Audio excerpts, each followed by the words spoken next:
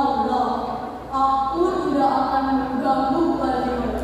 Aku hanya ingin berhadapan dengan Prabu Adisaka. Kata orang tersebut kepada para pengawal. Namaku Joko Linglung. Kata orang tersebut setelah berhadapan dengan Adisaka.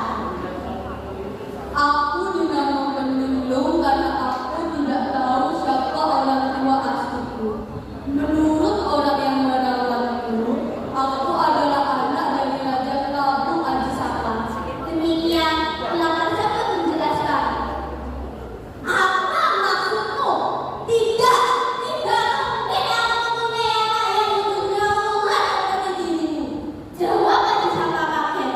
Lalu mengalirlah dari cerita orang tersebut sampai akhirnya ia mengakui bahwa dia adalah anak dari Prabu Adisaka.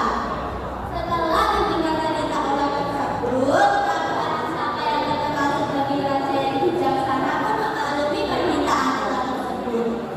Kalau ular tersebut tidak dijaga, tentu rakyat berkekampungan akan dimakan ular ini.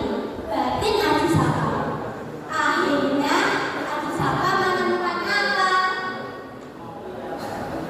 Baiklah kalau begitu, aku akan mengakui kamu sebagai anakku dengan satu syarat. Kata Prabu Adisaka. Ular yang bernama Joko Linglung itu pun sangat gembira. Siapa yang tahu apa syarat yang diajukan Prabu Adisaka kepada Joko Linglung? Apa Joko Linglung harus menjawab 1000 kali? Bukan itu syaratnya. Yang pasti dengarkan ceritaku sampai selesai ya. Joko Linglung, aku akan mengakui kamu sebagai anakku dengan syarat yaitu kamu bisa mengalahkan buaya putih, titisan tabu Dewata Cekar yang mendiam di Laut Selatan. Karena kehadirannya membuat kesengsaraan dan celaka bagi rakyatku yang tinggal di sekitar pesisir pantai. Tetapi kamu harus membuat caranya sendiri di darat sana. Apakah kamu sanggup? Prabu Adisaka bertanya. Iya,